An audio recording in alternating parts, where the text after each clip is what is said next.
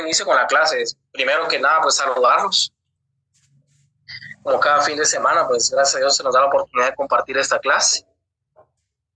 Yo sé que a veces es complicado los sábados, y sobre todo para algunos que es la segunda clase, poner atención.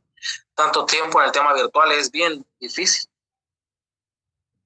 Entonces, pues ahí agradezco la atención que puedan poner en la clase. Cualquier duda que tengan, levanten la mano y yo les contestaré. Si no sé la respuesta, pues les digo que les voy a averiguar. Y la doy el otro sábado. Solo, por favor, el micrófono a algunos compañeros, porque me distrae. Entonces vamos a dar ya inicio con la clase. Espero que hayan tenido una buena semana. Y espero también que han hecho un buen examen. El examen estaba bastante sencillo. Solo era redacción, si se dan cuenta. O sea, lo que vimos en clase, si yo le calculo, tal vez solo estábamos en el examen, solo vimos un 3% de lo que vimos en clase. Porque al final yo considero que es más importante de lo que se aprende que en tanto el examen. A veces uno memoriza mucho para los exámenes y esa memorización que hace que más fácil se le vaya a uno la información que uno ya tiene. Entonces, por esas razones que lo traté de hacer bastante sencillo. Y pues espero que les hayan ido bien. Los compañeros que me pidieron examen extemporáneo después de clase se los voy a mandar al correo. Al momento de subir el examen, ahí mismo les coloqué el correo, así que no hay ninguna forma que digan, mire, el link no nos avisó. Bien, les dije en esa publicación, entonces, que si no podían hacer el examen, me tenían que enviar un correo con la justificación y ya lo hicieron algunos. Cuando normalmente doy clases, termino la clase a las 12:30 ya estoy libre. Sin embargo, este día del examen, el sábado pasado, terminé casi a las 2:30, 3, contestando correos porque hubieron muchos inconvenientes con la plataforma para algunos. Y son temas que los comprendo, la verdad. Sobre todo si estamos en un país cuyo internet pues tampoco es que sea lo que más sobresalga, ¿verdad? Entonces, pero lo que me gusta es que me hablen al correo, que me digan, mira, Eli, que esto pasó. Porque eso es lo que ustedes tienen que hacer durante toda su carrera profesional. No tienen que quedarse callados. Por supuesto, hay momentos que sí se van a tener que quedar callados, pero en momentos muy especiales. Pero esta carrera de eso se trata, de andar preguntándole al operador, de andar preguntándole al oficial de eso. No, hay un examen final, para el que lo preguntó, hay un examen final y hay protocolo. En notariado y civil tenemos esas peculiaridades, que hay 3 exámenes y en civil hay prontuario y aquí tenemos protocolo. Entonces los compañeros que me escribían el sábado que tenían problemas, pues creo que les contesté a todo lo más pronto posible. Y esa es la manera que se tiene que hacer. Miren, a uno lo peor que le pueden decir que no en alguna institución es, lo peor que le pueden decir es que no. Pero nada más. Que se puede encontrar uno personas prepotentes, abusivas, también hay un montón. Pero no por eso hay que tener miedo a preguntar, a consultar, a ir a hablar con esta persona, a hablar con el otro. Porque es una carrera donde se tienen que llevar muchas relaciones públicas. Esto así es. Uno a veces cuando está estudiando piensa que miren, yo no me voy a relacionar con él porque la verdad es que yo no soy así, soy una persona más reservada, pero no. Va a tener que aprender durante toda su carrera que tiene que ser sociable. Y una de las cuestiones de ser sociable es andar preguntando, escribir. Entonces, lo peor que pueden hacer es quedarse callados. Eso sí está mal, no hay un abogado que sea bueno que se quede callado. Hay un montón que hablan y dicen un montón de cuestiones que nada que ver, pero uno ya se da cuenta. Y el cliente a veces no se da cuenta de eso. La compañera Lisbeth, dígame. Buenos días, licenciado. Buenos días.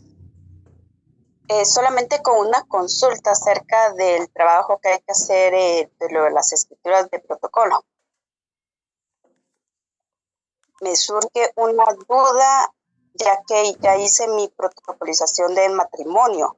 Entonces hay que agregar el acta de matrimonio para colocarlo como atestado. Mi duda sería si el acta puedo realizar a computadora o se tiene que ser como las escrituras públicas a mano. Mira, pero hay una cuestión. El acta no va en el atestado, sino que va protocolizada. Entonces va dentro del protocolo. Porque los atestados van al final.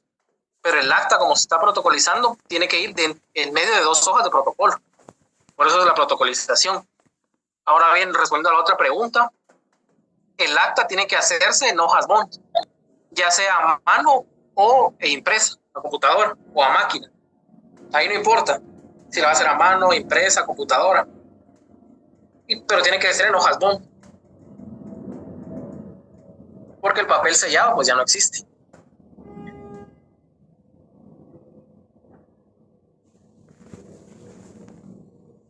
Gracias, licenciado. Para servirle, entonces espero que lea. Miren, cualquier otra duda que a veces no da tiempo de resolver en clase, ustedes también me pueden enviar un correo, y tienen el correo. Y yo prefiero por correo porque es más formal la comunicación y ahí quedan pues toda la prueba de la comunicación que nosotros llevamos por algún inconveniente que puedan tener ustedes conmigo o yo con ustedes. Pero ahí es claro, ahí no hay forma de decir no pasó esto. Entonces, yo por eso prefiero el correo electrónico. Y hay más... y la redacción pues da más pie a poder explicar de una manera más amplia. Entonces, si tienen alguna duda del protocolo y no se responde en clase, por algún motivo ustedes tienen problemas con el micrófono o X razón, me la pueden hacer por correo. A veces contesto rápido, a veces sí el trabajo me absorbe, pero contesto lo más pronto que pueda. Compañera Cindy, dígame.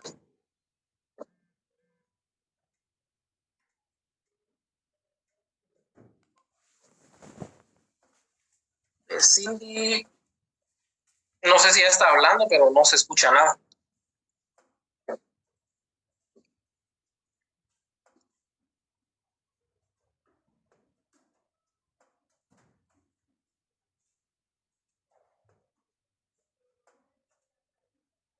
Bueno, no sé qué le pasó a la compañera Cindy, pero no se escucha. Entonces, ¿alguien más tiene otra pregunta? El protocolo, del examen.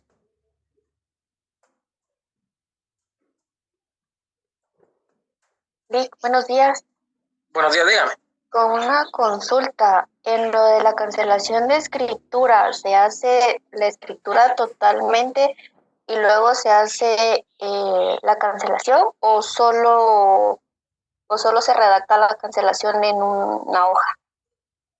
Tendría que redactarse por lo menos una parte de la escritura, porque tiene que llevar un número. Esa es otra cuestión. Gracias, Liz.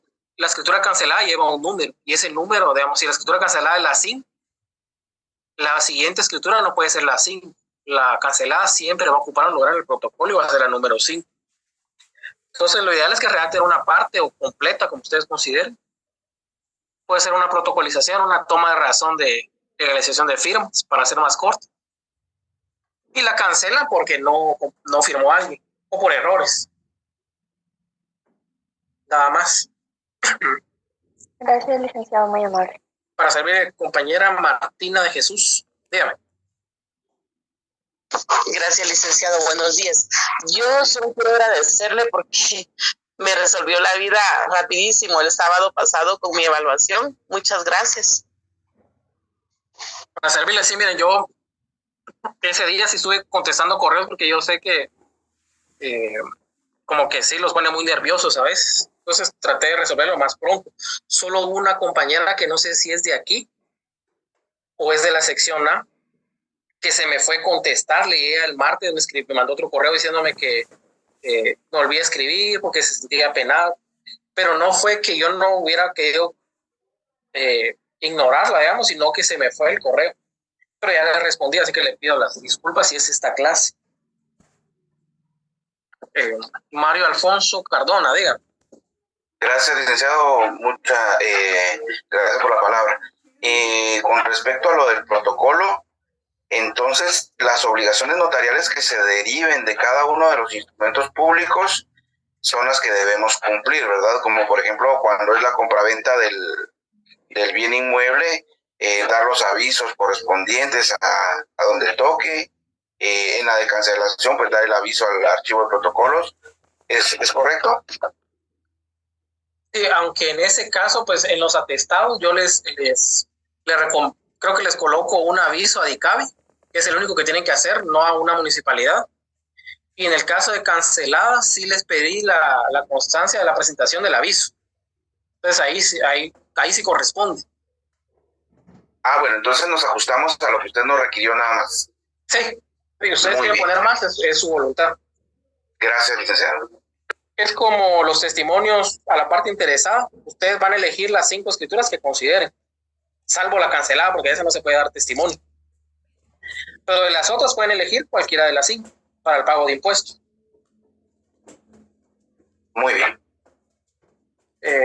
Alex, dígame, porque Cindy creo que solo dejó levantada la mano, pero ya no se la escuchó. No, licenciado, no sé si me escucha, perdón. Ahorita sí. Sí, Ahorita gracias. sí, Fíjese que tenía una duda como la de la compañera similar, pero es con respecto al reconocimiento de deuda, que se realizaría el acta notarial y luego se haría la protocolización. ¿El reconocimiento de deuda se los dejé en escritura pública o dónde se los dejé?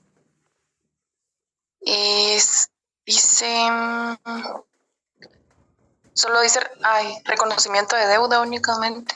No. Entonces solo se hace en escritura pública. Comparecen los dos y uno se reconoce deudor del otro, nada más. Es que a veces se hacen en documentos privados, pero yo les dejé en escritura pública. Entonces sí iría dentro del protocolo normal sin adherirle ningún acta notarial. Sí, ningún acta notarial.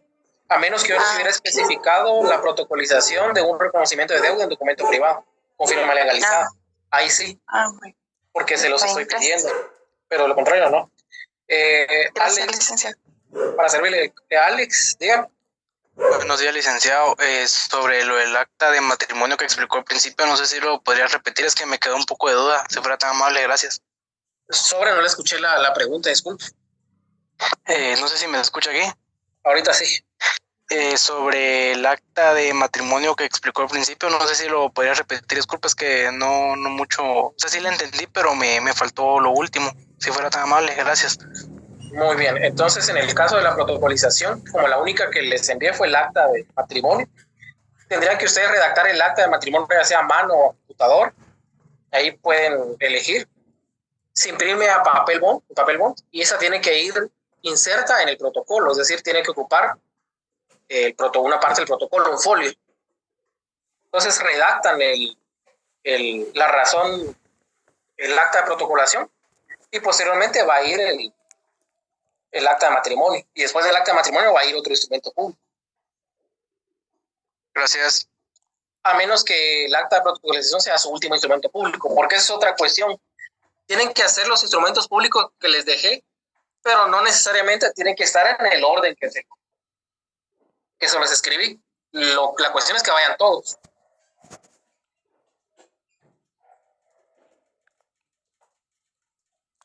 Gracias. Entonces vamos a iniciar con la clase. Entonces, las personas que no pudieron realizar el examen tuvieron que haber escrito por correo y justificando el por qué no realizaron el examen.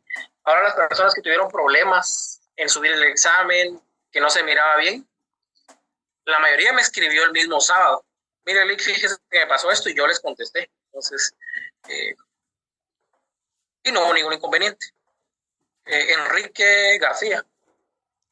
Licenciado, perdone, buen día. Fíjese que me confundí ahorita o tal vez no escuché bien con respecto a la cancelación que comentaba ahí una compañera. Usted indicaba que eso llevaba un número correlativo. No sé si usted se refiere al instrumento o no logré entenderle muy bien a usted y me perdí ahí un poco. Sí, lo que pasa es que las escrituras canceladas también llevan un número de orden. Va a ser la 1, la 2, la 3, la 4, la 5. Entonces, hay muchos notarios que lo que hacen es que están redactando, van a la número 7, que es la escritura cancelada, que puede ser una donación, la cancelan porque no le firmaron, y esa era la número 7. Posteriormente otorgan una compraventa y le colocan el mismo número 7. Eso es un error bastante grande, porque Lo que va a pasar es que van a tener que llevar una preposición del protocolo. Porque la escritura cancelada, si bien no nace en la vida jurídica y no se va a poder entregar testimonio de esa escritura, sí va a ocupar un lugar en el protocolo y un número de orden. A eso me refería. Ya, ahora sí, ya, muchísimas gracias. Disculpe por la intervención. No se preocupe. Miren, en el protocolo como tal no van ningún timbre. El impuesto es la hoja de protocolo. Entonces pagarían timbres en el caso de que ustedes elijan sus 5 testimonios a la parte interesada. Ahí van a pagar el impuesto. En la razón del testimonio. Le sacan fotocopia a las escrituras que redactaron a mano, redactan la razón al final, ya sea a mano o a máquina o computadora. Y en esa razón sí van a hacer constar el impuesto que se cubrió. Y mediante qué forma se cubrió, si por estampillas o por formulario de claraguate. Por supuesto, no es obligatorio que ustedes coloquen las estampillas, aunque sean de estudiantes o dibujadas. No es obligatorio, lo pueden hacer, sí. Pero no es obligatorio. Lo que yo sí necesito es que vaya bien redactada la razón. Que el impuesto al que está afecto el presente contrato se cubrió mediante tales estampillas o mediante el formulario de claraguate, tal números. Eso sí. Ahora que ustedes dibujen, coloquen estampillas, pues no es algo que yo voy a bajar puntos por eso. Y lo pueden hacer ahí, sí que va a ser la creatividad de cada quien. Entonces vamos a iniciar ya con la clase.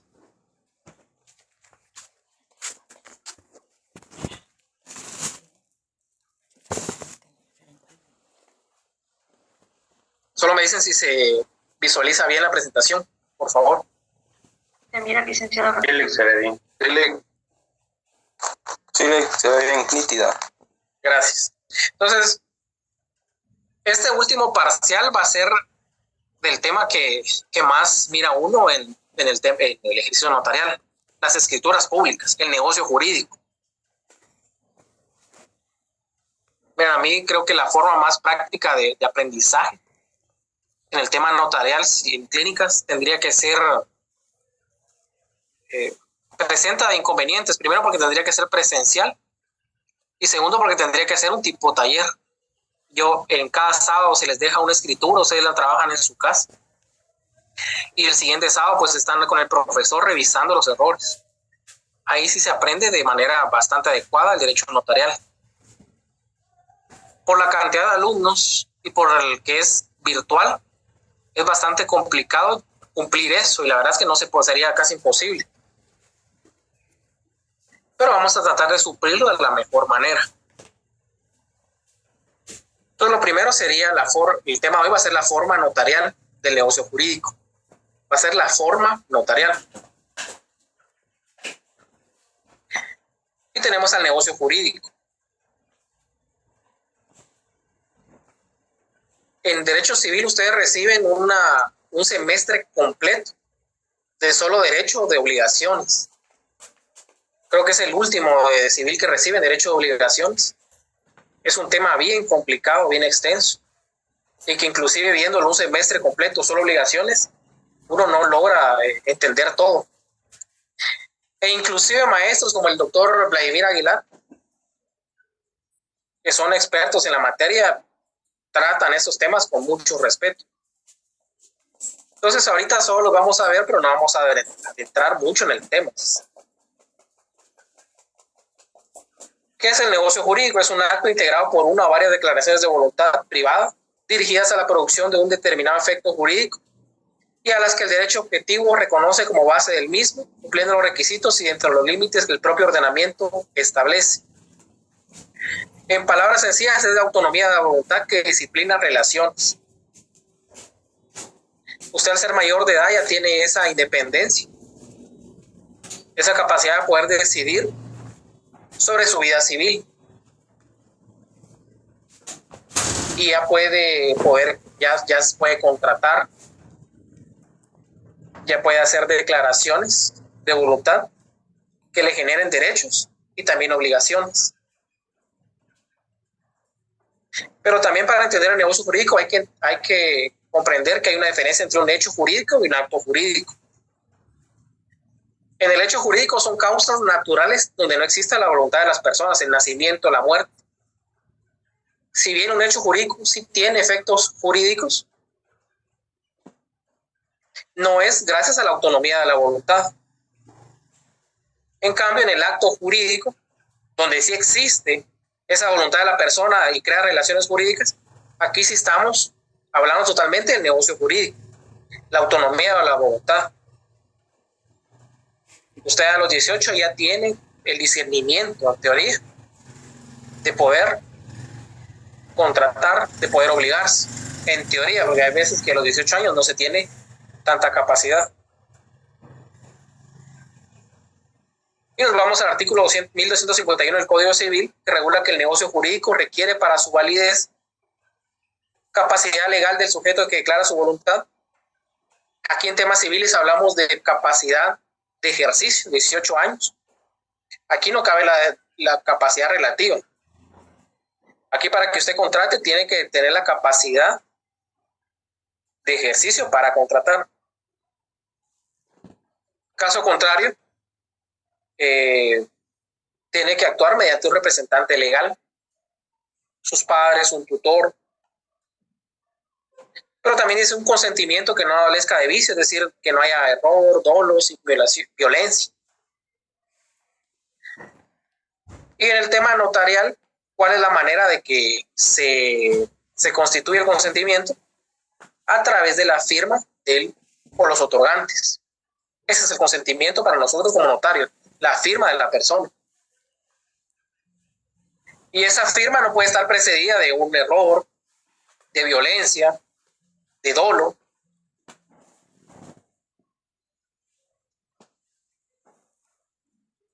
Y el objeto lícito solo se puede contratar mediante objeto, que hablamos de bienes, derechos, que sean lícitos, pero que también sean determinados y posibles.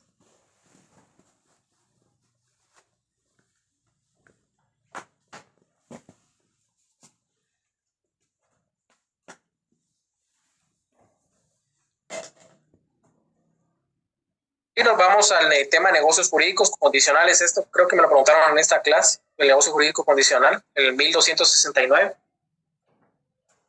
Y este era el momento oportuno para tocar el tema un poquito. En los negocios jurídicos condicionales, la adquisición de los derechos, así como la resolución o pérdida de los ya adquiridos, dependen del acontecimiento que constituye la condición. Y doctrinariamente existen dos clases de condiciones, una condición suspensiva y una condición resolutoria. ¿Y cuál es la diferencia entre una condición suspensiva y resolutoria? Primero tenemos que entender que esa condición es un hecho futuro e incierto. Es un hecho que está pensando para más adelante, pero que puede o no puede suceder. Y si sucede, va a tener diferentes efectos jurídicos, dependiendo cuál sea la condición, si ya sea suspensiva o resolutoria. En la condición suspensiva nace la vida jurídica hasta que se materialice la condición. El ejemplo más práctico es un arrendamiento. Se lleva a cabo el contrato de arrendamiento y se establece que el arrendante se va a trasladar al bien hasta en el mes de noviembre. Esto en virtud que el actual inquilino todavía no ha desocupado el bien. Entonces se establece que en el mes de noviembre, cuando el inquilino desocupe el bien, el nuevo arrendante se va a trasladar a ese bien y va a empezar a pagar la renta. Es una condición suspensiva, porque los derechos y obligaciones de ese contrato van a empezar a surgir al momento que el inquilino abandone efectivamente la propiedad. Si el inquilino nunca abandona la propiedad, entonces ese contrato ya no nacería la vía jurídica porque no tiene efectos. Jamás entregó el bien. Por lo tanto, como no estoy gozando del uso del bien, no tengo por qué pagar una renta. Esa sería una condición suspensiva. Puede ser también en una compraventa. Se establece que la condición para el pago final del contrato de compraventa va a ser en 2 meses cuando se logre también la desocupación de la propiedad, porque a veces pasa que hay bienes que están ocupados y uno como propietario los vende para tener recursos de iniciar las diligencias para poder retirar a las personas de la propiedad. Pero como nunca se retiraron las personas, pues en esa fecha el negocio tampoco va a surgir, va a nacer a la vía jurídica. Y también tenemos las condiciones resolutorias, en las cuales si se da la condición se pierde el derecho. Y les pongo ejemplos de arrendamiento porque son los más sencillos de entender. En el caso de que usted arrendamiento una propiedad y establezca que en la propiedad no se pueden hacer tales circunstancias. Es solo para habitantes, solo para habitar como casa, hogar. Y le dicen, pero ¿y usted no puede ocupar la propiedad para poner una tienda, para esto, para lo otro? Porque si usted la utiliza para otro fin del que se le está dando el arrendamiento, el contrato se va a tener por resuelto, va a perder todos sus efectos jurídicos. Entonces es un hecho futuro incierto porque le está poniendo la condición de que si usted va a hacer eso, va a perder el derecho. Pero es un hecho futuro que puede o no puede suceder, por eso lo incierto. Y ahí hablamos de los negocios jurídicos condicionales. Y haciendo un pequeño esbozo de lo que son negocios jurídicos, nos vamos ya al contrato. ¿Qué es lo que nos va a ocupar a nosotros como notarios toda la vida? Ya sea contratos en documentos privados,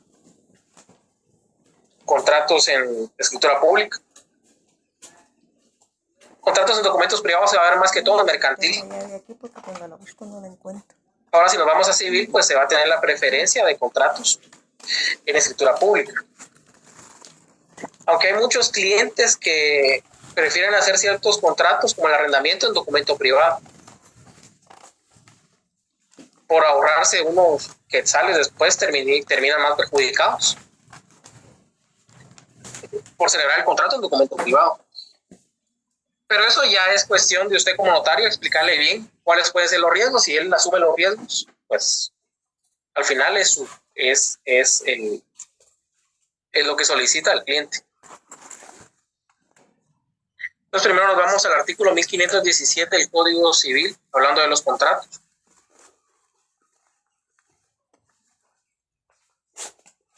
Hay contrato cuando dos o más personas convienen en crear, modificar o extinguir una obligación. Y ahí lo importante es tomar en cuenta que tienen que ser por lo menos dos personas las que celebren ese negocio jurídico para que sea un contrato. Dos personas. Y pueden crear, modificar o extinguir obligaciones. Pueden crear a través de un reconocimiento de deuda. Pueden modificar o pueden extinguir. Y también el tratadista Manuel Osorio pues nos da otra definición: pacto o convenio entre partes que se obligan sobre materia o cosa determinada y a cuyo cumplimiento pueden ser compelidas, es decir, pueden ser obligadas. Por eso una de las fuentes de las obligaciones son los contratos. De los contratos nacen obligaciones y por lo tanto a través de ese contrato se puede obligar a la persona a hacer, a dar, a no hacer, que son las características de las obligaciones. Y si nos vamos a la forma de los contratos de 1574, toda persona puede, solo permítame un momento.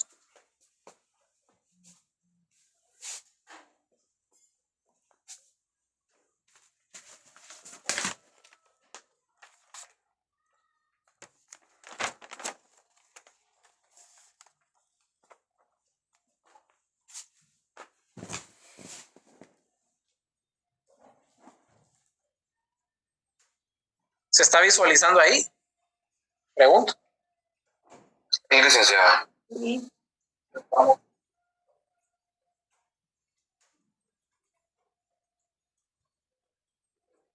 Entonces las personas se pueden obligar de la siguiente forma: por escritura pública, que es la que nosotros más vamos a trabajar por documento privado, pero ojo, también por documento privado como notarios podemos trabajar legalizando las firmas en los documentos privados. Y por supuesto ese documento privado uno también lo redacta. No significa que porque sea privado las partes lo redactan a su gusto, ¿no? El notario es el que también lo redacta. Aunque legalmente solo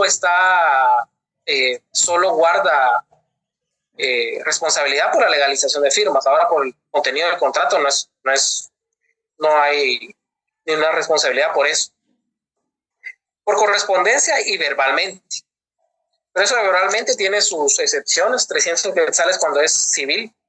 Si es más de 300 tiene que ser por escrito, si es civil. Si es más de 1000 tiene que ser por escrito, si es mercantil.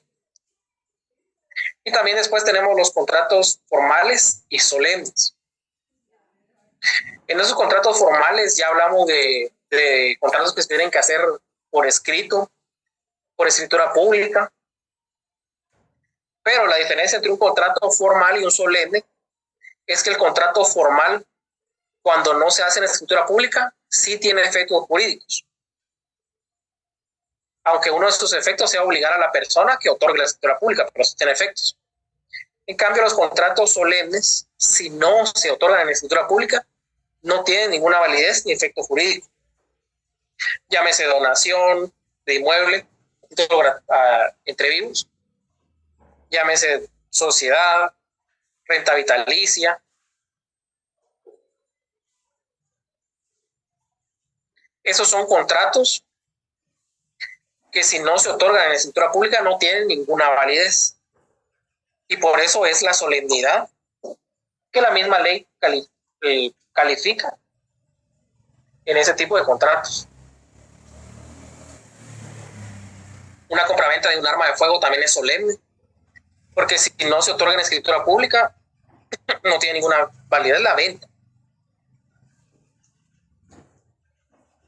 Yo antes tenía un conocido que era notario que en documento privado hacía las compraventas de las armas de fuego. Por supuesto era un mal notario, porque siempre hacía eso. Y como lastimosamente también hay profesionales que le dan su asesoría, le cobran y después no hacen nada, o lo hacen mal. Y eso muchas veces da mala fama también a la profesión. Entonces esta es la forma: por escrito, documento privado, por correspondencia y verbal. Y aquí tenemos los solemnes y los formales.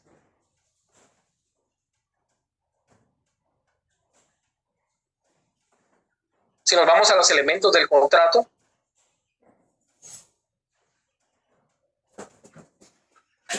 el propio Código Civil pues nos regula que hay elementos como es el consentimiento y que en nuestro campo se perfecciona a través de la firma, el numeral 12 y el artículo 29 del Código Notariado.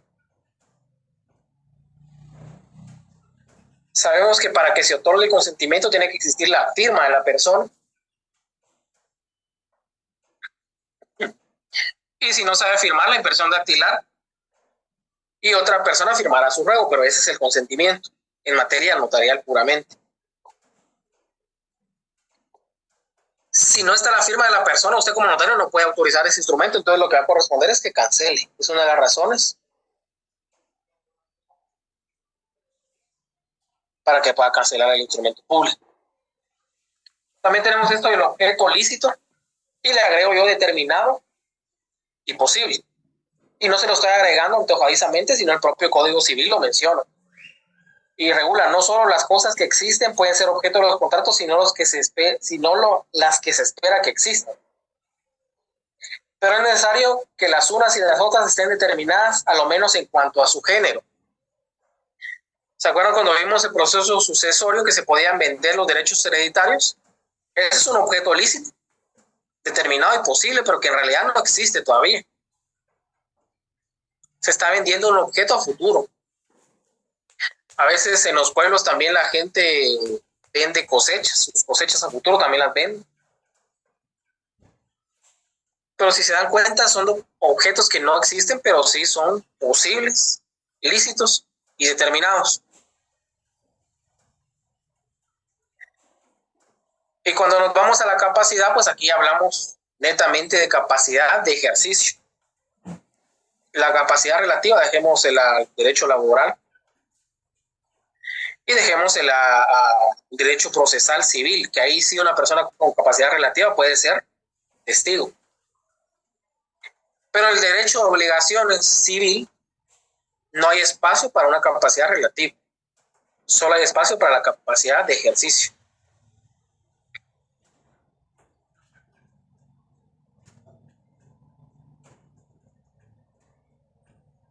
Y ahorita vamos con la división de los contratos. Esta división, por alguna razón, siempre surgen las preguntas cuando uno se lo enseña, porque se lo enseñan así como que corriendo. De por qué un contrato puede ser unilateral, si anteriormente vimos que el contrato es la declaración de dos o más personas. Pero cuando se habla de unilateralidad en un contrato, no se está hablando que solo una persona comparezca al contrato. Lo que se está hablando es que solo a uno de los comparecientes le va a pesar una obligación, solo a uno. Un ejemplo, ahí están los artículos: la promesa unilateral, o también llamada opción.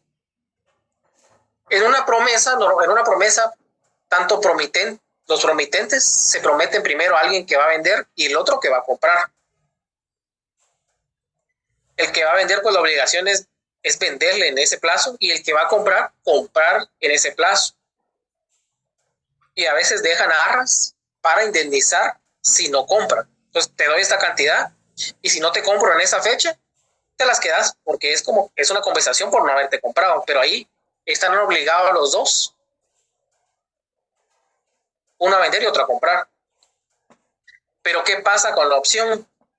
En la opción, solo el vendedor es el que está obligado a mantener la opción de venta. Te dice: mira, en 2 años te doy la opción de que puedas comprar esta casa.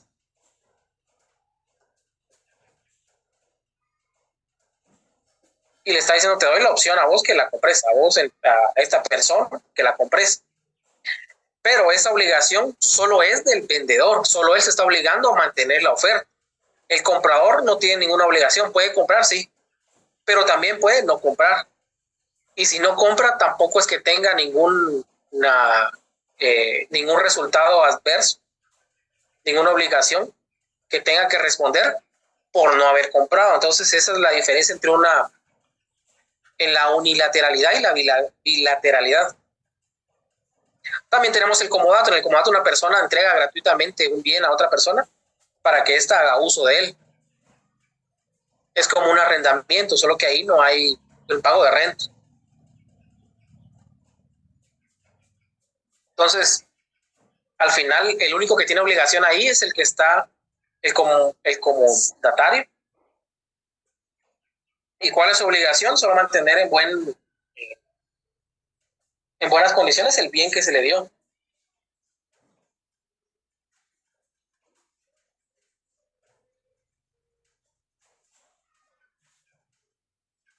Y el comodante, pues no tiene mayor obligación, él ya le dio el bien, pero sobre él ya no pesa ninguna obligación. Si bien el Código Civil sí le coloca obligaciones, pero no es una obligación tan fuerte como en una compraventa, como en una donación, donde sí está bien marcada cuál es su obligación principal.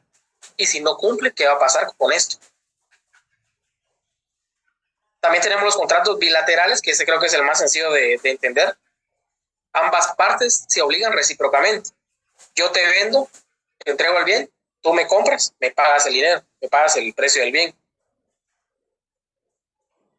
Yo te presto este dinero, tú me pagas el dinero prestado más los intereses, o el mutuo.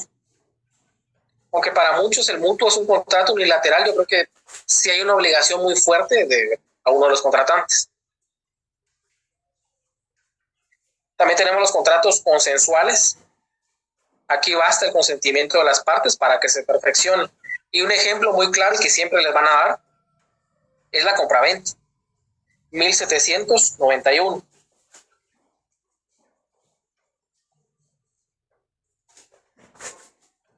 Y regula: el contrato de compraventa queda entre las partes desde el momento en que convienen en la cosa y en el precio, aunque ni la una ni la otra se han entregado.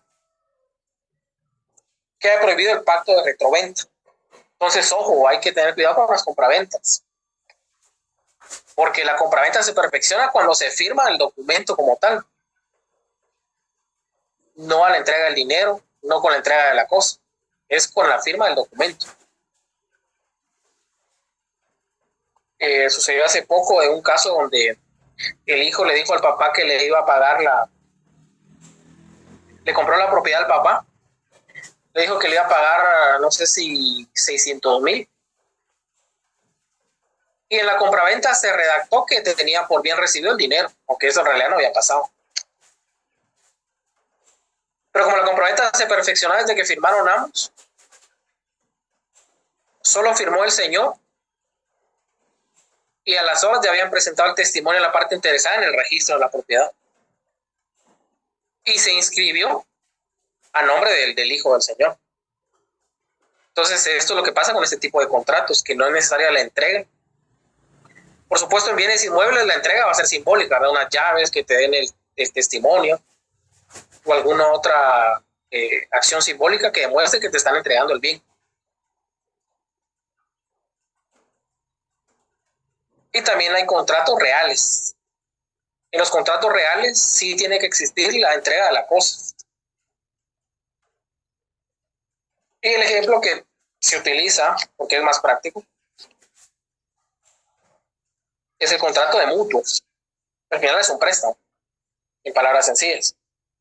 Por el contrato de mutuo, una persona entrega a otra dinero u otras cosas fungibles con el cargo de que se le devuelva la igual cantidad de la misma especie y calidad. Es un mutuo. Pero es real porque yo no voy a, deudor, no puedo empezar a pagar mi deuda si no tengo el crédito a mi nombre, si no tengo el dinero ya a la mano. Entonces, por eso es real. Empieza a surgir efectos desde que me entregan a mí el dinero y yo ya tengo la obligación de ir pagando mensualmente. O de la forma que acordamos para el pago del mutuo. Están también las principales y accesorias. Las principales pues subsisten por sí mismas y las accesorias necesitan otro contrato para subsistir. En un contrato de compraventa con reserva de usufructo, el contrato principal es la compraventa y el accesorio es la reserva del usufructo. Pero ¿qué pasa si presenta el testimonio en el registro y está mal, tiene algunos errores del contrato principal? Lo que va a hacer es que van a suspender ambos contratos, porque la suerte el accesorio sigue la suerte del principal. Entonces ahí se dan esos tipos de contratos. En un contrato de mutuo, ese es el principal, y la garantía hipotecaria, si hay, ese es el contrato accesorio.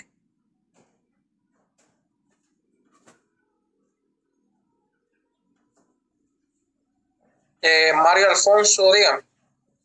Gracias, licenciado.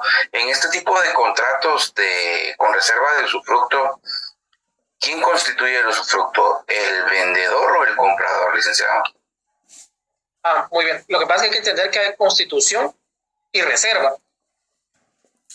La constitución es para otra persona. La reserva solo se la puede reservar el propietario que está trasladando el bien. O sea, si usted tiene un inmueble y lo va a vender a su hijo, usted se puede reservar el usufructo y esa reserva no paga impuestos. En cambio, si quiere constituir usufructo a nombre, le va a vender a su hijo y quiere constituir usufructo para su esposa u otra hija, ahí sí constituye el usufructo. Entonces, la constitución la puede llevar a cabo el comprador o el vendedor. En cambio, la reserva solo la puede llevar a cabo el vendedor, porque se reserva para sí mismo. Se está reservando un derecho de mero goce como lo es el usufructo. No sé si... Entonces, entiendo que la reserva no es un hecho generador de impuestos. No, porque no hay ningún traslado de propiedad. Ya, muy bien. Muchas gracias, licenciado.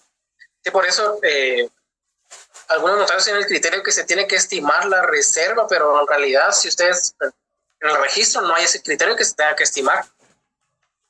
¿Por qué? Porque no genera ningún impuesto. ya que la reserva no existe ningún traslado de propiedad. Es como en el caso de... Perdone, pero la Constitución a un tercero, eso sí genera impuestos. Ese sí, 12% ahí. El usufructo sí, para constituir a tercero sí, porque ahí sí hay un traslado del derecho. Pero en la reserva no hay ningún traslado de propiedad porque se lo está reservando usted mismo. O sea, nunca se movió. En la Constitución sí, porque hay un traslado de ese derecho, de mero goce. Entonces eso tenemos que comprender, que hay una reserva y una Constitución.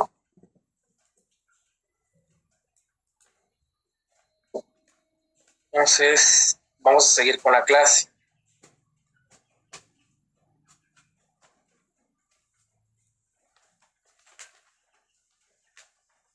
Compañero Benjamín de Jesús. Licenciado, buenos días. Buenos días. Solo me quedó una dudita sobre el comodato. ¿Ahí lleva, digamos, hay un contrato específico o es solo así un contrato, digámoslo, simple? Innominado, digamos. Ajá. No, si es un contrato como tal. Yo le voy a dar el artículo.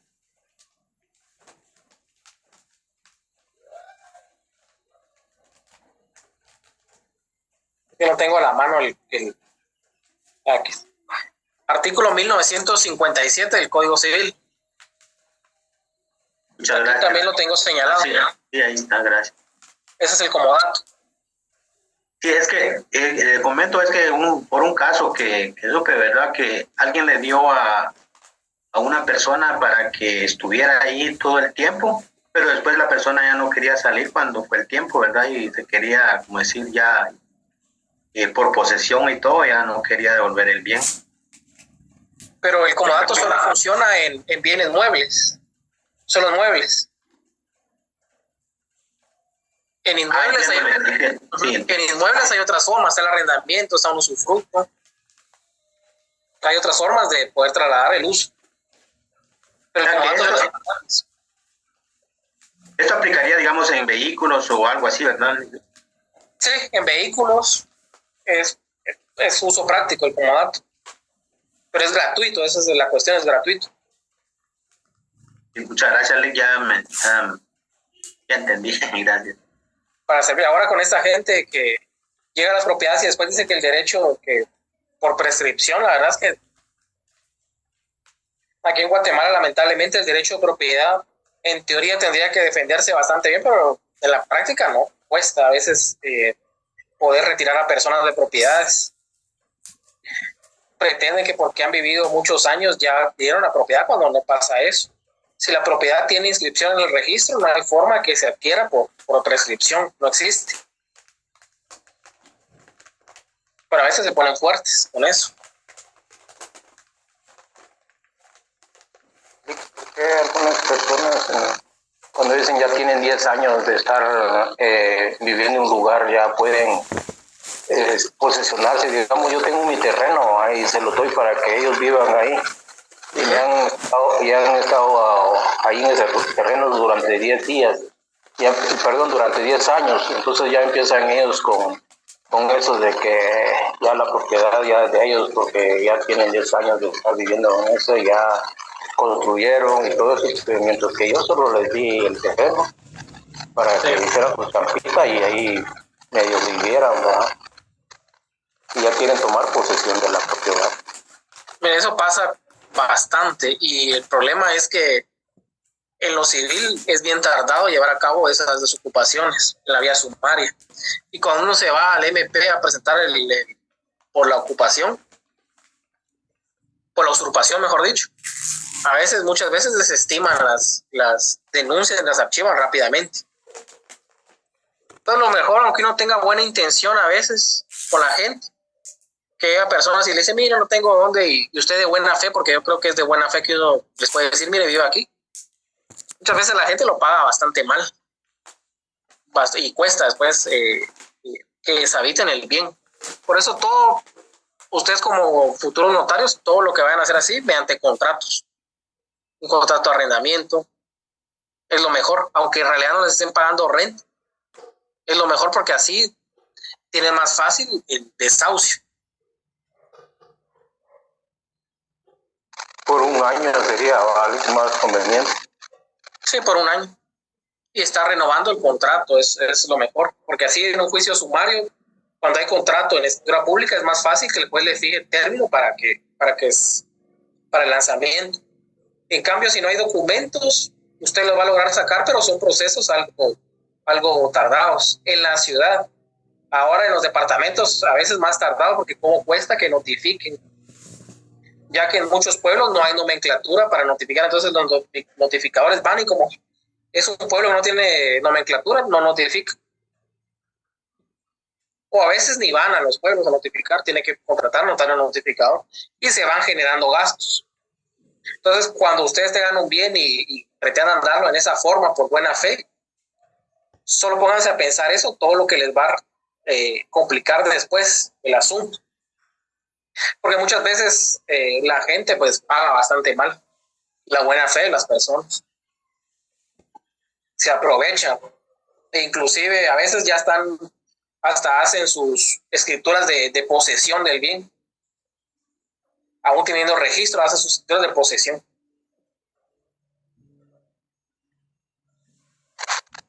Tenemos los contratos también onerosos. En los contratos onerosos pues hay una provecho recíproco de ambas partes. Tanto una parte como la otra reciben alguna ganancia, un incremento a su patrimonio de alguna manera. En una compraventa pues uno recibe un incremento a su patrimonio de carácter dinerario y el otro recibe un incremento a su patrimonio con el bien que está obteniendo, pero hay provechos recíprocos. En cambio, en los gratuitos, solo una de las personas tiene ese provecho. En un mandato a título gratuito, el mandante tiene ese provecho porque están haciendo acciones a su nombre, pero el mandatario, como está actuando a título gratuito, no tiene ningún provecho. El comodato también es a título gratuito. El comodante no tiene ningún provecho por dar el bien. El comodatario sí, porque puede utilizar ese bien, les genera algún provecho. Solo me permiten un minuto, ahorita regreso.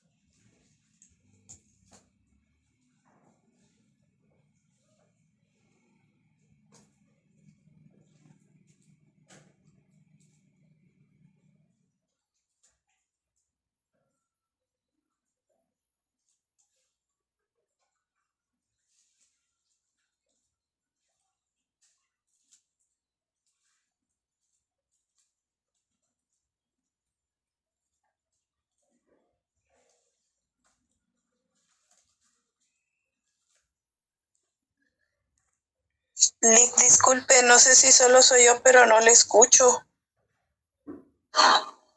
El licenciado indica que esperáramos un momento. El Lick se retiró un momentito. Y fue al baño. Gracias, compañeros.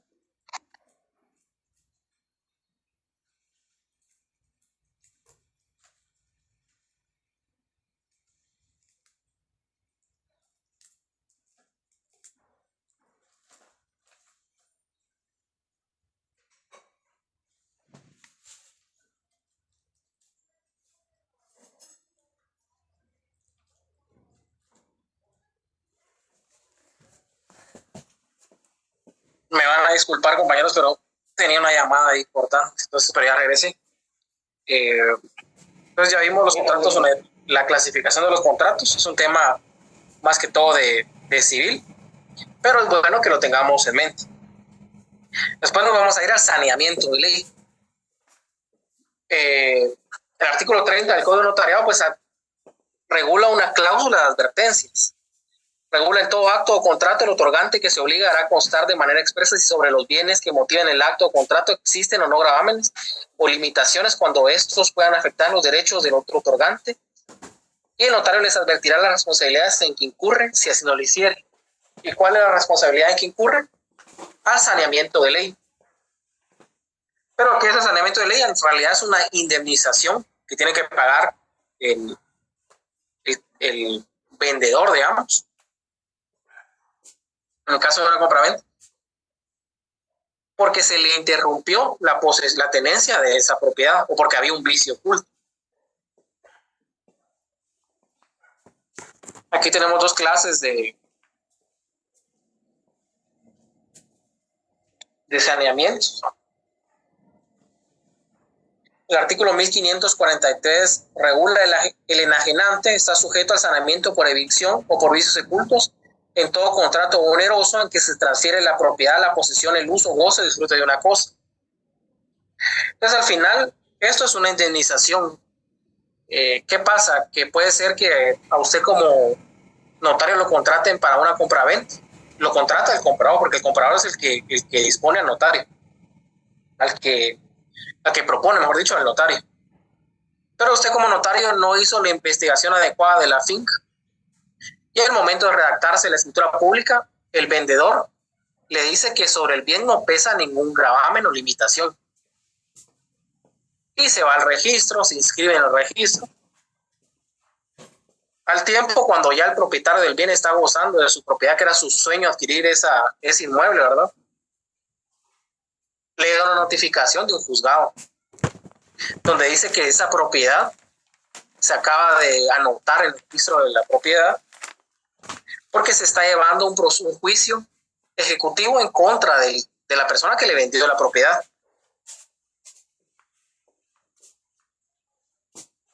Porque no verificaron que esa propiedad tenía una anotación, una anotación de una hipoteca entre particulares. Entonces, usted como notario no se cercioró eso, se inscribió la propiedad y llega el juicio ejecutivo. La persona que le vendió a usted nunca pagó la deuda, no tiene dinero ahora para pagar la deuda, y el juez ordena el remate del bien. Ordena el remate, lo venden, y cuando se da cuenta usted pierde totalmente o parcialmente el derecho o ese bien adquirido. Pero no puede ser que el vendedor se quede como si nada, ¿verdad? Entonces ahí opera el saneamiento por evicción. La obligación del vendedor va a ser indemnizarle a usted esa pérdida total o parcial del derecho por esa sentencia firme. Ese es el saneamiento por evicción. Pero también existe un saneamiento por vicios ocultos. Igualmente usted adquiere la propiedad y el vendedor le dice que sobre el bien no pesa ninguna limitación o gravamen. Y de ser así se va a obligar al saneamiento de ley.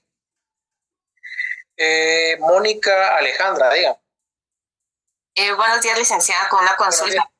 Si la persona que adquirió la deuda muere sin haberla podido terminar de pagar, ¿qué sucede entonces con ese, o qué se hace para liberarla de la hipoteca? ¿O qué procede? Serían los herederos los que tendrían que pagar la deuda. Pero el finiquito solo se lo podrían dar a los herederos. Entonces, para cancelar hipotecas, en el caso de particulares, aplica por prescripción o aplica por el pago.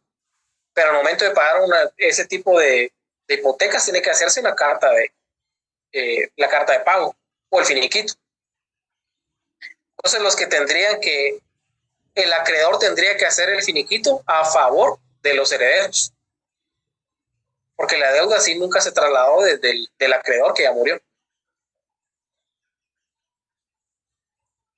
Y ya con ese finiquito ya se puede vender, se podría decir, el inmueble. Ya se podría anotar la carta de pago en el registro para que se cancele la hipoteca.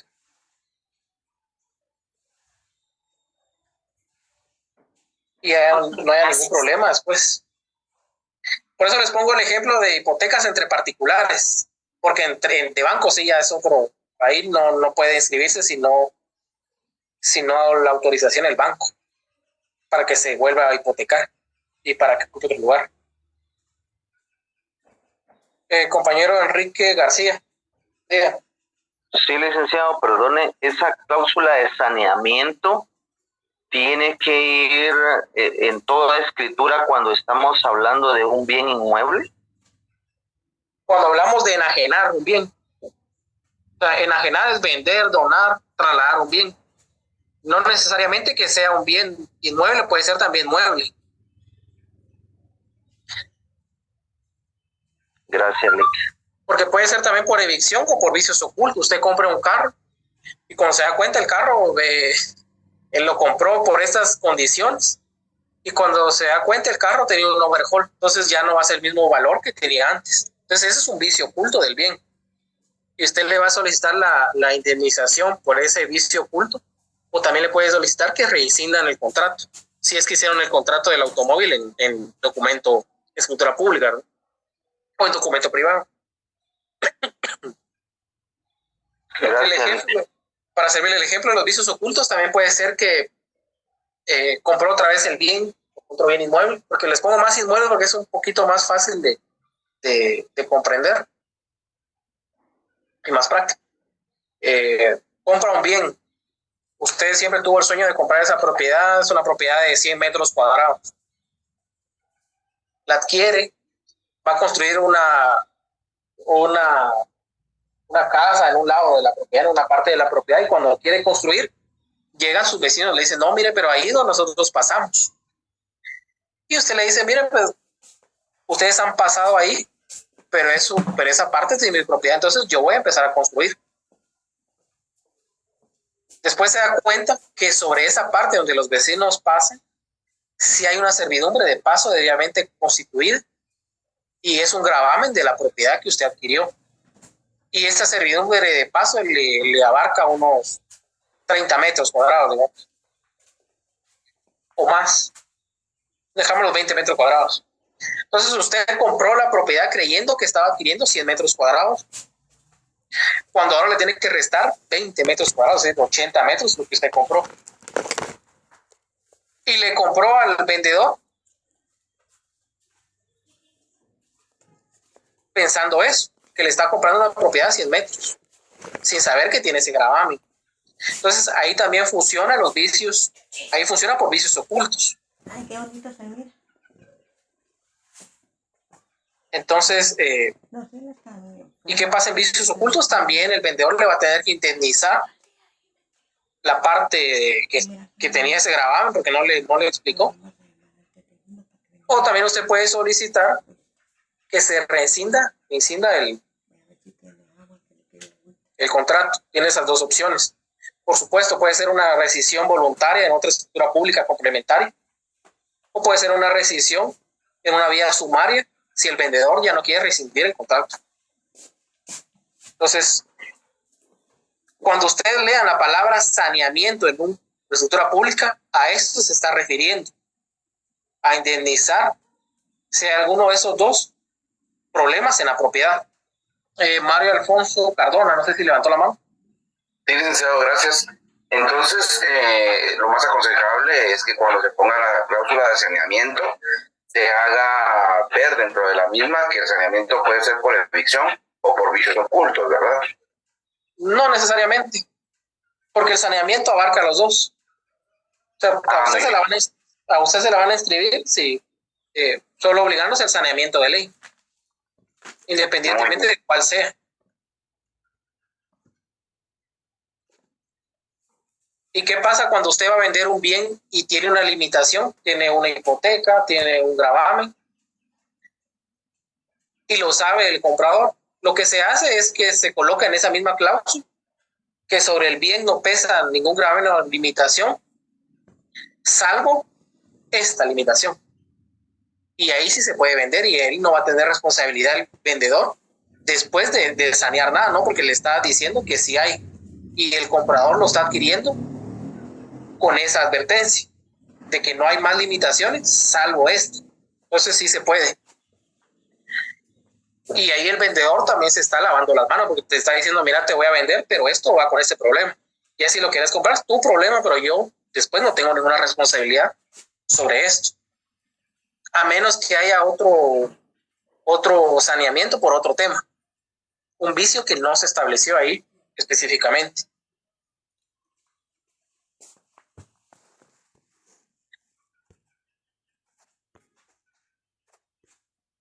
Entonces, ya vimos la división de los contratos, la forma de los contratos. Ahora vamos con la forma notarial. Para que ustedes empiecen a redactar sus contratos, para que ustedes le redacten un contrato a un cliente, una escritura pública, ¿qué es lo que consideran que tienen que hacer en primer lugar? Si es en protocolo. O sea, suena tonto, pero es lógica la respuesta. ¿Qué es lo primero que tendrían que hacer para empezar a redactar? En mi opinión, tendríamos que tener todos los documentos acreditativos y los de identificación de los otorgantes, y si son necesarios los testigos o no, o si son personas de nuestro conocimiento, o sea, toda una investigación del hecho para poderle dar la forma dentro del instrumento, ¿verdad?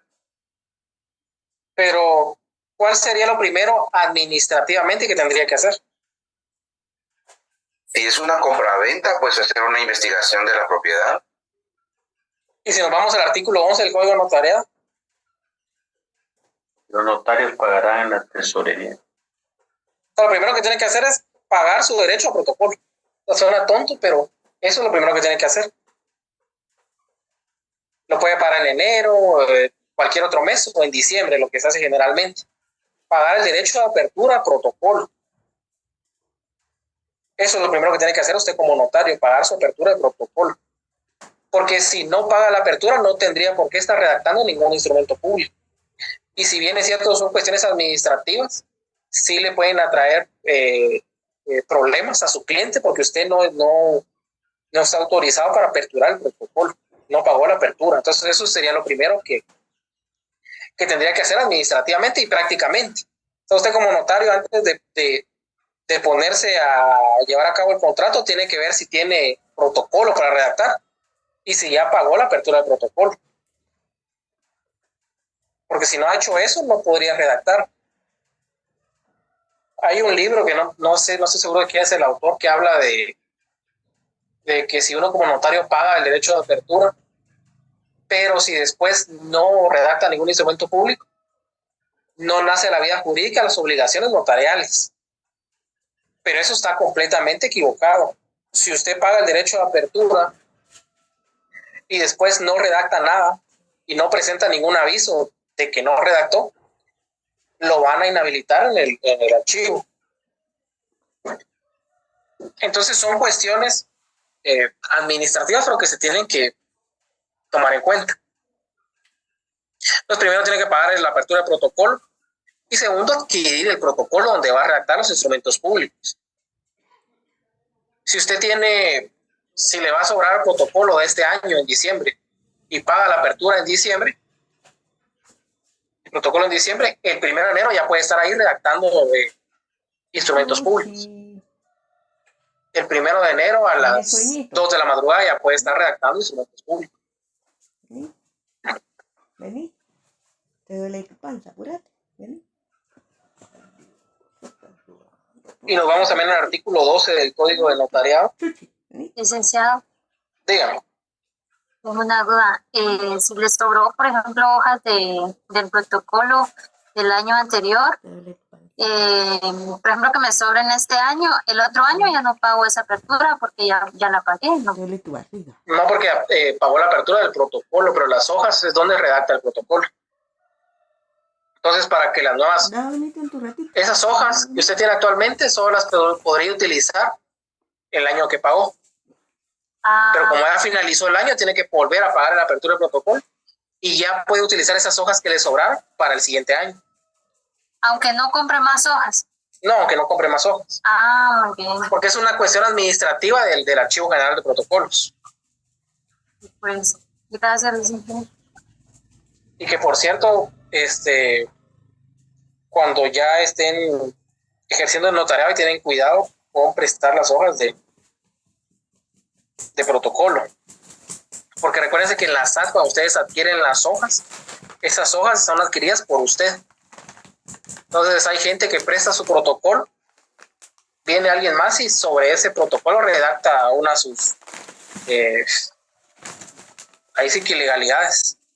Y terminan ustedes con problemas, así que cuidado con andar prestando las hojas de protocolo.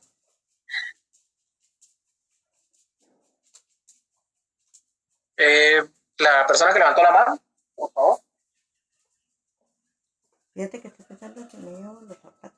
Licenciado, me surgió una duda, no sé si ya lo había mencionado, pero supongamos al terminar respecto al trabajo del protocolo, si nos justo terminamos en el anverso, no, en el reverso, nos sobra, supongamos, una página, ¿qué se hace en ese caso para que no pueda ser utilizada? Para que no deje espacio.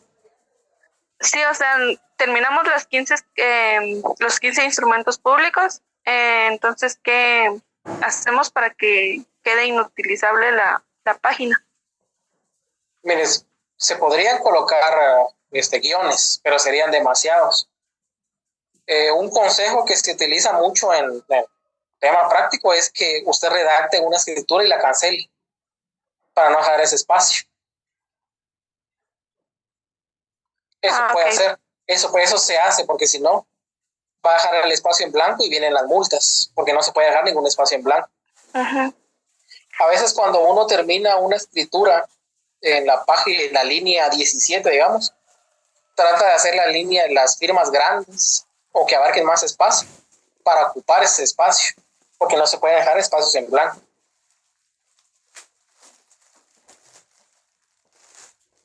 Ok, gracias, licenciado. Para servirle, también podrían hacer la razón de cierre, pero como la razón de cierre es muy corta, no les ocuparía tanto espacio. Entonces una razón de cierre, 3 líneas y mucho. Entonces podrían hacer eso cancelados pero lo que no pueden hacer es dejar en blanco eso. O los guiones, pero los guiones se miraría muy, muy mal. Entonces, como recomendación para cuando ustedes estén apurados algún día en su ejercicio profesional y les pase eso, hagan eso. Pero son temas que se van aprendiendo ya con los años, ¿verdad? Cuando vengamos vamos a dar medicina, ¿oí?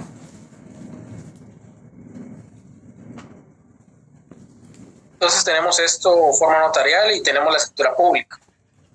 Esto ya lo habíamos visto al principio de todas las clases. ¿Qué es la escritura pública? Es el instrumento público autorizado por notario en el protocolo a su cargo a requerimiento de parte en la que se hacen constar negocios jurídicos, obligándose sus otorgantes en los términos pactados. Entonces, como les decía, es un instrumento público autorizado por notario en el protocolo a su cargo a requerimiento de parte en la que se hacen constar negocios jurídicos, obligándose sus otorgantes en los términos pactados. Hablamos de instrumentos públicos dentro y fuera del protocolo, y estos son dentro del protocolo, la escritura pública.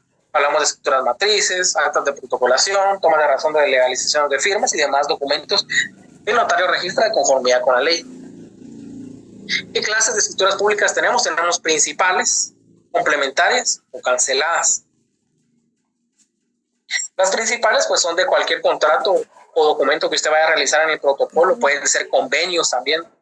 A veces se hacen convenios de alimentos en el protocolo y se pueden hacer, no hay ningún problema.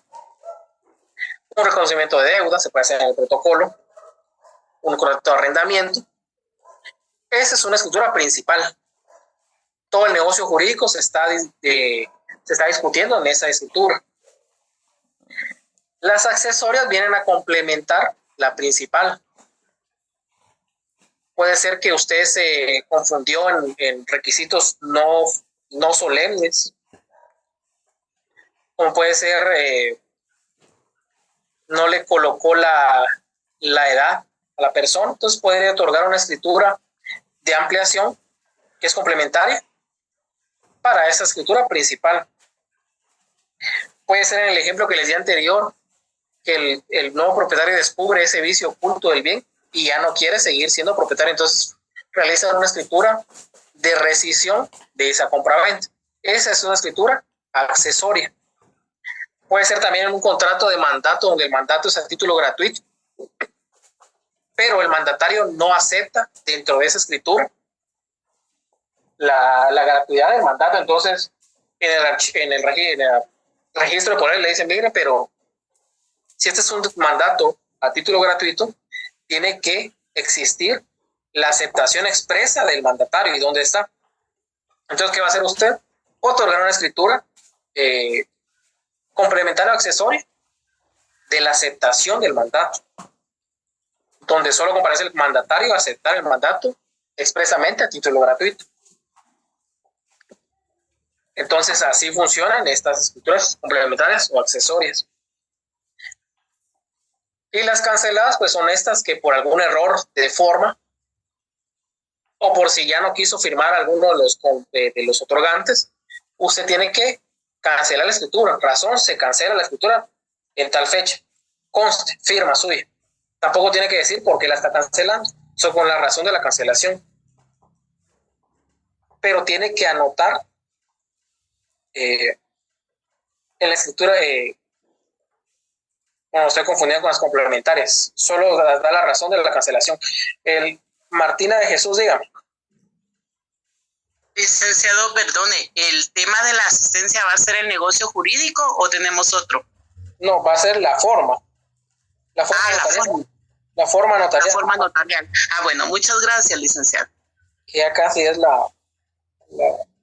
Pero otra cuestión, fíjense que algunos compañeros sí lo hicieron. En el grupo de WhatsApp a ustedes se les ha mandado el link de las clases y ahí dice que es el link recurrente. Entonces, si en algún momento no se les envía el link, a ese link tienen que ingresar y es el de la clase. Va a ser el mismo siempre de la clase. Y ese mismo link va a ser el mismo de la asistencia siempre, solo que se activa a las 11:30 en este caso. Entonces, por si algún día se nos olvida mandar el link, porque a veces pasa, se puede meter a ese link. Por supuesto, el día de clases y que hayan clases. Entonces, usted razona la escritura cancelada y nada más eso. La forma notarial es la palabra para la asistencia. El tema, mejor dicho, la palabra. El tema de la asistencia es la forma notarial.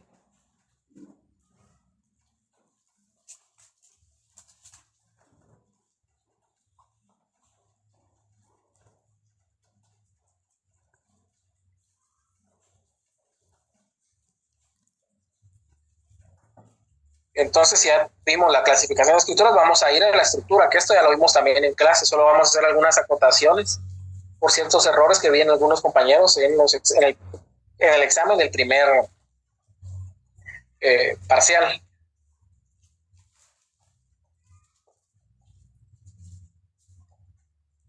Si bien es cierto, la escritura es un único cuerpo, también la podemos dividir en estructura para un mejor estudio. Primero tenemos la introducción y en la introducción va el encabezamiento. En el encabezamiento de la escritura vamos a colocar el día y hora,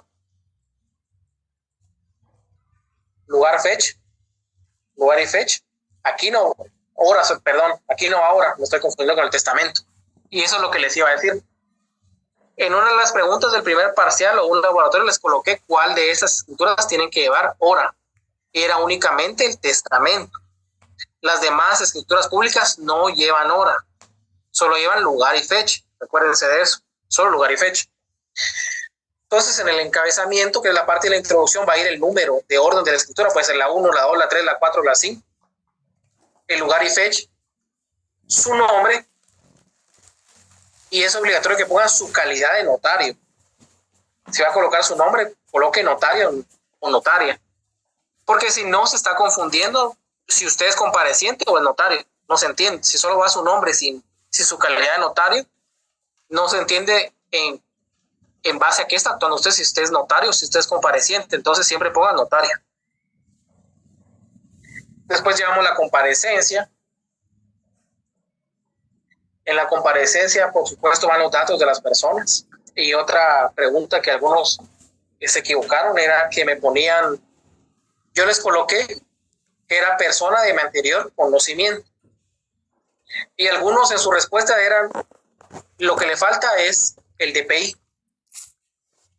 Entonces, recuérdense que hay varias maneras de poder hacer comparecer a la persona.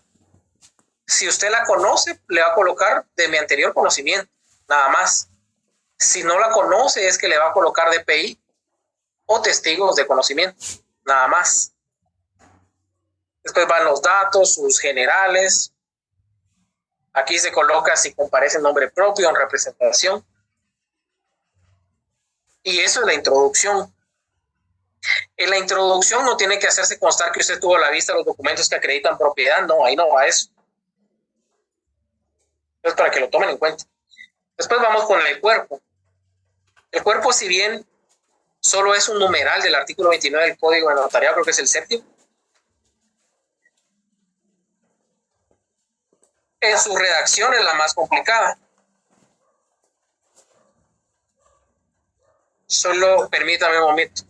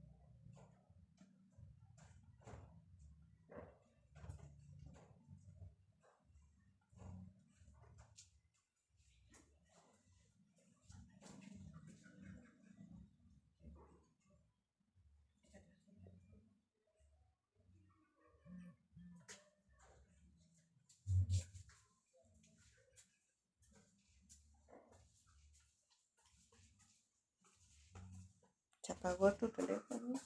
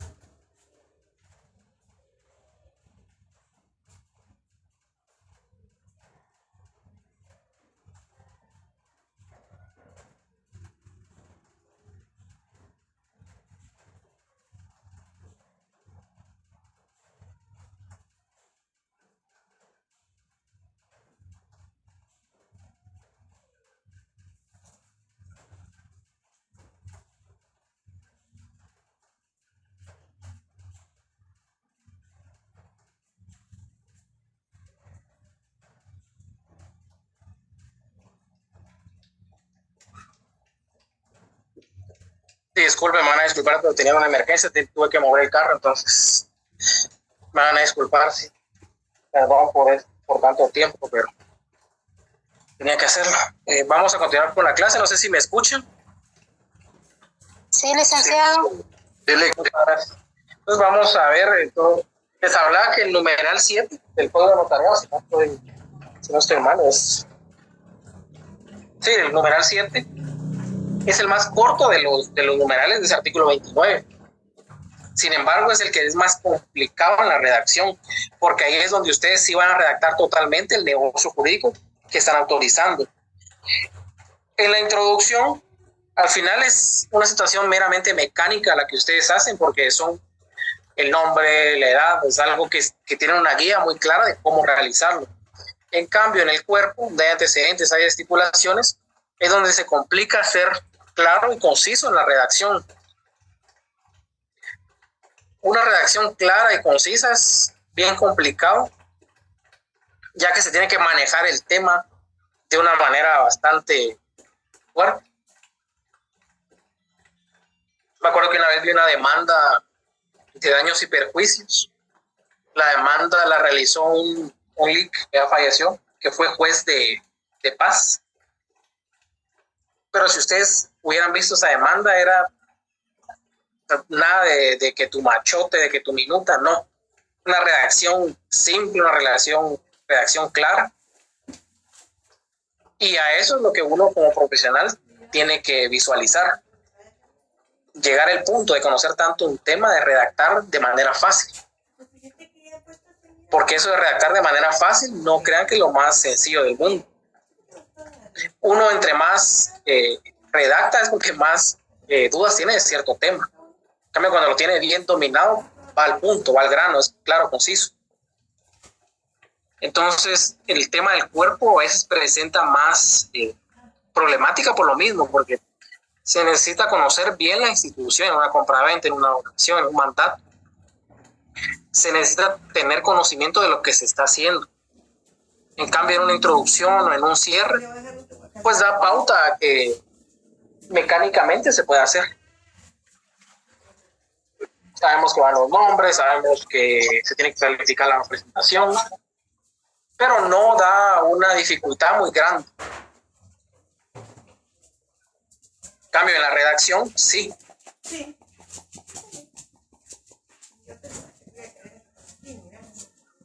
Entonces, y yo creo que ese es el fin que uno tiene que perseguir, que ustedes también tendrían que perseguir.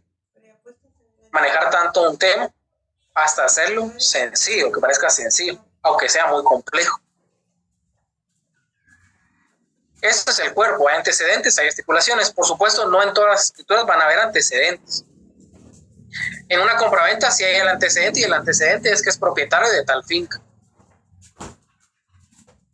En un mandato no necesariamente tiene que haber antecedentes, porque ahí lo que va a haber es estipulaciones. Salvo algunos casos, sí hay antecedentes. Y después vamos a la parte final, que es el cierre o conclusión.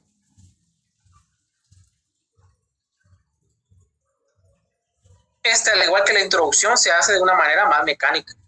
No representa tanta problemática para la redacción. Aquí es donde generalmente se da fe de haber tenido a la vista los documentos que acreditan la representación, de haber tenido a la vista los documentos personales de identificación, de haber leído el instrumento a los otorgantes, que la obligación de leer es del notario, no de los otorgantes.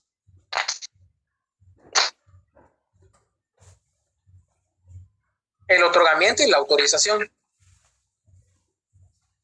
que al final es con las firmas. Y que leído íntegramente a los otorgantes, quienes vienen enterados de su contenido, objeto, validez y demás efectos legales, lo ratifican, aceptan y firman. Firman ellos en el orden que comparecieron, el ante mí suyo, y la firma usted como notario. En los protocolos no es necesario, no es obligatorio que coloque el sello. Hay notarios que sí lo colocan, pero en realidad no es obligatorio que coloque su sello profesional. Pues en el testimonio, ahí va a ir su sello. Cuando usted lo envíe al registro, en el testimonio que usted redactó, ahí sí va a ir su sello, su firma y sello. Así que, y del duplicado también va a ir su firma y sello, así que no hay problema.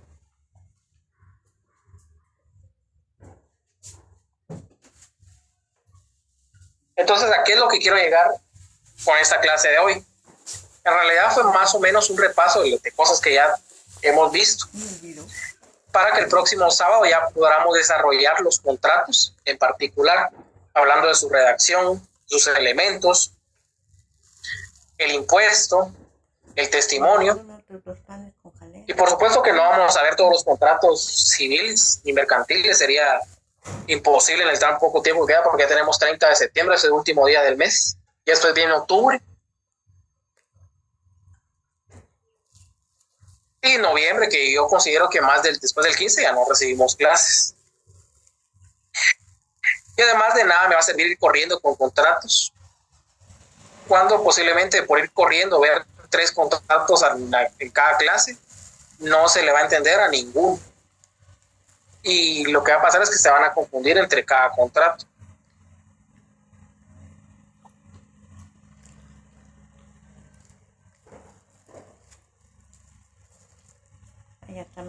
El tema es forma notarial. Por cierto, en las primeras semanas de las finales de octubre y principios de noviembre, les voy a confirmar ya la fecha y lugar para ir a entrega del protocolo. Yo creo que va a ser el bufete de la zona 1, porque la universidad todavía se mira verde que habiliten el EPS. Entonces, no sé si tienen preguntas sobre este tema o sobre otro tema de protocolo. Si hay alguna pregunta que no logro resolver aquí por el tiempo, por correo electrónico también puedo responder las preguntas, así que para que lo tomen en cuenta. Y mi teléfono. Lo dejamos. Gracias, Lico. Que se quede, ¿va? Para servir. Entonces, si no hay otra pregunta, pues vamos a dar por finalizada la clase hoy. Licenciado, muy buenas tardes. Disculpe. Buenas tardes. Dígame. Con una molestia, mire, siempre con el protocolo, fíjese que si yo no tuviera a la mano todavía uno de los instrumentos que usted nos indicó, podría obviarlo y dejarlo para cuando lo tenga a la mano. Es decir, uno debe de seguir exactamente el mismo digamos, el mismo listado que usted dejó de los instrumentos, o pueden ser salteados. No necesariamente, puede hacer el como usted dice, el que tenga la mano primero y después va dejando los demás. Lo que sí tiene que hacer es todos. Sí, ok, gracias, Lick, muy amable, feliz tarde. Feliz tarde para todos, entonces. Feliz fin de semana, Lick. Feliz fin de semana para todos, entonces Feliz de semana. Los que se van a examinar, pues yo les voy a enviar el examen extemporáneo. Gracias, Lick, cuídese. Muy bien, muchas gracias, feliz fin de semana. Feliz fin de semana. Bien, espero todos.